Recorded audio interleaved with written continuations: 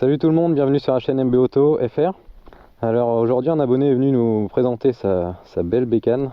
Alors voici l'abonné en question.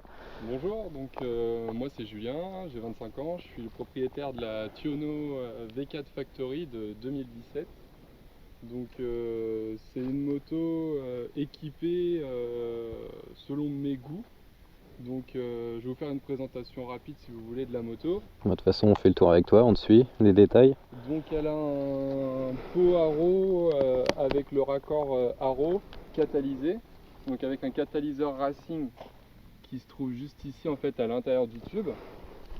Donc vu que c'est la Factory, elle a des équipements bien spécifiques à ce modèle avec un amortisseur arrière Öhlins. Ouais, je sais pas si on va le voir mais il est là.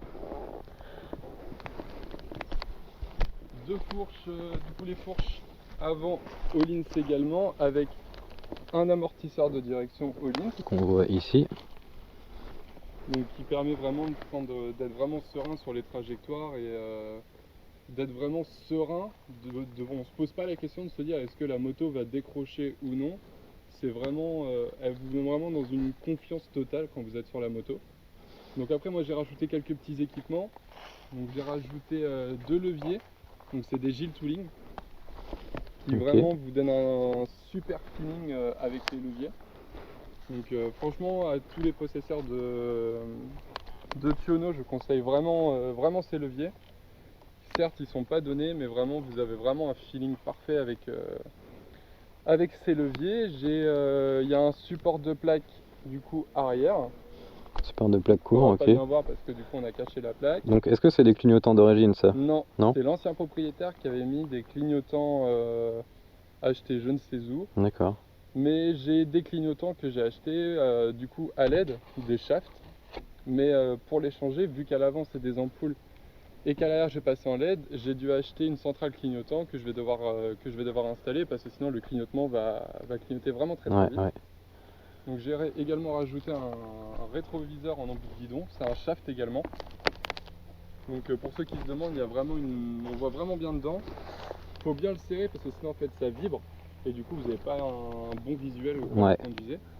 Là personnellement je l'ai fait avec un ami et ça tient vraiment très bien. Il y a des top blocks qui étaient déjà montés quand j'ai acheté la moto. RG, ouais. RG.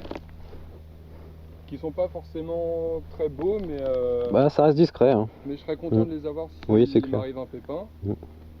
Après concernant la monte de pneus, je suis sur du Super Corsa. Donc c'est du V3 à l'arrière et V2 à l'avant. Donc durée de vie du pneu entre 1000 et pour ceux qui font vraiment qui roulent vraiment très tranquille, on peut dire 1005, 1007. Mais c'est vraiment des pneus ouais, pour la piste quoi. Ouais, pour la piste, mais vraiment on peut les prendre sur route parce que moi je roule qu'avec ça et c'est vraiment j'adore. Donc la monte à l'arrière, c'est du 200. Donc gros pneu. 255 17, ouais. Il y a possibilité en fait, elle est montée en 200 parce que c'est la Factory.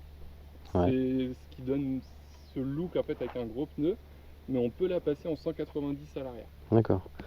Donc là comme on voit c'est la Factory. Celle-ci c'est un roadster et du coup il y a la RSV4 qui est en sportive, mais pourtant elle a toute une allure d'une sportive. D'ailleurs dites-moi en commentaire si vous aimez cette belle gueule qu'elle a. Moi franchement je suis vraiment amoureux de cette moto, c'est vraiment une belle bécane. Donc on attend vos commentaires pour savoir si vous aimez. Donc après en parlant un petit peu moteur spécificité. Ouais, du coup en puissance. Donc elle est donnée pour 175 chevaux. Ouais. Mais il y a eu des petites modifications qui ont été faites sur la moto et elle développe environ 195 chevaux moteur. Donc ça fait un 180 chevaux réels à la roue. Ouais.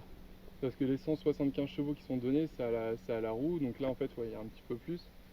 Ça marche très fort, c'est vraiment génial. Pour un poids, celle-là elle est allégée un petit peu, elle fait à peu près, normalement elle est donnée pour 210 kg tout plein fait. Celle-là elle est allégée, je dirais qu'elle fait 195 kg. 195 kg donc le rapport poids-puissance il est... poids-puissance c'est vraiment pas mal. Après il y a d'origine sur cette Aprilia, Bon, il y a le shifter, Ouais. up-down, Mm. qui vraiment très très bien, ça procure le son Aprilia du coup de fusil à chaque passage de rapport. Mm. Et ce petit coup de pied au cul qui est vraiment, vraiment très agréable. Après, en parlant plus ou moins du tableau de bord, si on peut appeler ça comme ça, du coup quand on allume, on a l'écran TFT. C'est vraiment du moderne, hein. Franchement c'est bien.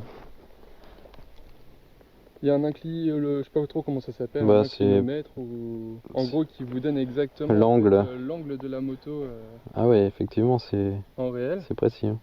Après c'est du gadget hein, parce que Tu le vois quand tu conduis vraiment? Non, t'es plus non, t'es regarde, attentif ouais, sur la route, hein, c'est tu ça. regardes pas ton angle. Après il y a par exemple break, donc c'est les freins. En gros, plus vous freinez, Ah ouais, d'accord. un peu les jeux vidéo et Ouais. l'accélérateur, du coup c'est Ah ouais, pareil. ouais, c'est stylé ça. Donc après vous pouvez vraiment tout programmer donc avec cette moto là et c'est ça qui est vraiment bien. Vous allez dans le menu et vous pouvez grosso modo régler le shift light. Donc le shift light il est ici. Ouais, donc 10 000 c'est... Donc 10 000 ça clignote et en gros ça te fait un... Tu le vois en fait, t'as beau regarder la route, ça te clignote et en fait tu sais qu'il faut que tu passes ton rapport. Ok. Et sinon tu vas la faire rupter et puis sur route, sur circuit ou sur l'autobahn par exemple.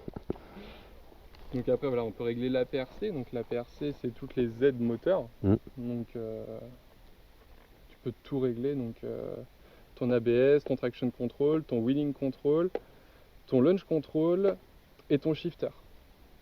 En descente. En montée, il y est tout le temps, mais Ouais. tu peux désactiver la descente. D'accord. C'est toi qui décides. Non, c'est vraiment bien complet, hein. Tu peux tout mettre, Chronomètre. le chronomètre. Toi, tu peux configurer. Là, par exemple, on voit qu'il fait un petit peu sombre parce qu'on est dans la forêt. Du coup, l'écran est passé en noir. D'accord, en mode nuit En quoi. mode nuit.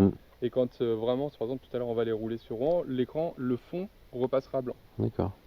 Après, si tu veux, je vais te faire écouter le son de la moto. Ouais, on va écouter ça, je vais me mettre à l'échappement. Enfin, de toute façon, on va l'entendre, hein. Vas-y. Ouais, ça gueule.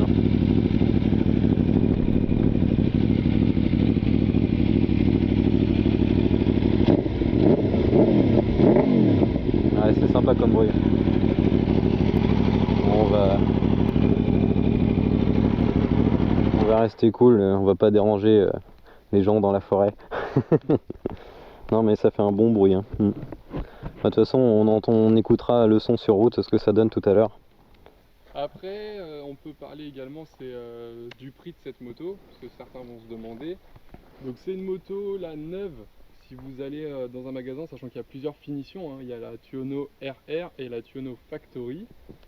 C'est aux alentours, si vous en voulez une bien équipée, 16-17 000 euros. Vous en avez une neuve, bien équipée. Celle-là, par exemple, c'est une modèle 2017 que j'ai acheté avec moins de 8000 km. Je l'ai acheté 12 500, je crois, ou 12 000. Ça doit être ça, 12 500 ou 12 000. Ok, donc comme ça on a à peu près une tranche de prix pour ces modèles-là en ce moment quoi. Donc, Enfin après tout dépend du kilométrage, c'est comme tout, hein. exactement, ouais. Donc là actuellement en fait c'est le modèle, on va dire, la 2017, la plus recherchée par tous les propriétaires de Tuono, parce qu'au niveau des couleurs c'est celle qui est préférée par tous les motards. Et du coup c'est ce qui fait gonfler son prix. Donc en ce moment sur le Bon Coin, si vous en voulez une par exemple avec entre 10 et 20 000 km, donc qui est quand même pas trop conséquent, ça va encore. Si elle est bien entretenue, il n'y a aucun problème. Vous allez être entre 13 et 14 000 euros. Donc ça a repris un petit peu, à mon avis c'est peut-être avec l'été également. Oui, je pense aussi. Autonomie, on est environ entre 150 et 200 km avec un plein. Donc ceux qui disent qu'ils sont tout le temps à la pompe, qui font 100 bornes, 120 bornes, s'ils sont sur circuit, je veux bien le croire, mais sur route c'est difficilement croyable. On fait environ du 7 litres au 100 avec, hein, en roulant... Conduite mixte. Ouais, c'est ça. Après, fiabilité, on peut en parler, parce que c'est ce qui fait peur un peu aux propriétaires, aux futurs propriétaires s'ils veulent en acheter une Aprilia. Il n'y a aucun problème. C'est-à-dire que moi, je ne monte pas sur ma moto en me disant est-ce qu'elle va démarrer quand je vais appuyer sur le bouton, il n'y a aucun problème. Les révisions, on peut en parler également, parce que tout le monde dit qu'Aprilia c'est très cher, c'est comme Ducati, pas du tout. Moi par exemple là je vais avoir la révision des 10 000 km à faire, donc là dans moins de 1000 km, c'est juste l'huile et filtre. C'est une révision avec la main d'œuvre qui va me coûter 150 euros. Donc qui C'est n'est pas non plus raisonnable. exorbitant. Non, non. Après, il y a le réglage des jeux soupapes qui est à faire à 20 000 km. Donc soyez vigilants si vous achetez une moto à 18-19 000 km parce que c'est quand même une révision qui est entre 6 et 700 euros. Donc si vous achetez une modèle par exemple 2017, parce que moi je parle de ce que je connais, si vous en achetez une 20 000 km, veillez à ce que la révision soit faite parce que sinon ça va vous coûter 700 euros de plus. C'est sûr. Ou alors vous baissez le prix selon la révision, quoi. C'est ça, exactement. Carte grise, on est à 180 euros. D'accord. Donc oui, nous en département 76. Département 76. Moi je suis 27 mais 76. 76-27 la Normandie. Donc 181 euros exactement. Assurance, on peut en parler également. Moi je suis à 60 euros par mois en tout risque plus. Donc ça reste correct quand même. ça reste correct. Après il faut faire des devis un peu partout parce que ça peut varier du simple au double. Moi quand avant j'avais une Triumph, je payais 180 euros par mois. Ouais. Et j'étais jeune permis. Mais après c'est pareil, jeune permis. d'une personne à une autre ça varie selon les bonus et tout. Donc là voilà. C'est juste pour se donner une idée. Veillez bien, après c'est une machine qui a énormément d'électronique à l'intérieur, donc au niveau des modifications etc. Faut faire attention parce qu'on ne peut pas tout lui mettre non plus, ça reste quand même italien, on va pas se voiler. Donc si vous mettez par exemple des clignotants LED à l'arrière ou quoi que ce soit, veillez bien à mettre les bons accessoires qui vont avec. Des LED ventilés par exemple, tout le monde ne peut, moi j'en ai pas.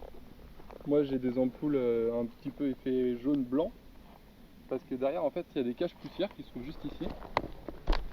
Hop, ouais. Et les caches poussières, si vous mettez des LED ventilées, ça ne se ferme pas. Donc, ah oui, ils sont trop longues. C'est ça, donc il y a un groupe Facebook qui s'appelle Tiono V4, Aprilia Tiono V4. Et sur ce groupe là, si par exemple vous comptez en acheter une, vous allez sur ce groupe là, vous posez la moindre question et tout le monde pourra vous répondre sans vous juger, peu importe la question, il n'y aura pas de problème. C'est très agréable de poser des questions sur ce groupe. C'est une famille, Aprilia. Oui, comme un peu toutes les marques quoi. Après. Exactement. Donc okay. voilà, j'espère que la vidéo vous aura plu. Bah oui, merci de ta présentation et puis bah on va regarder ce que ça donne sur route. Ouais, Salut.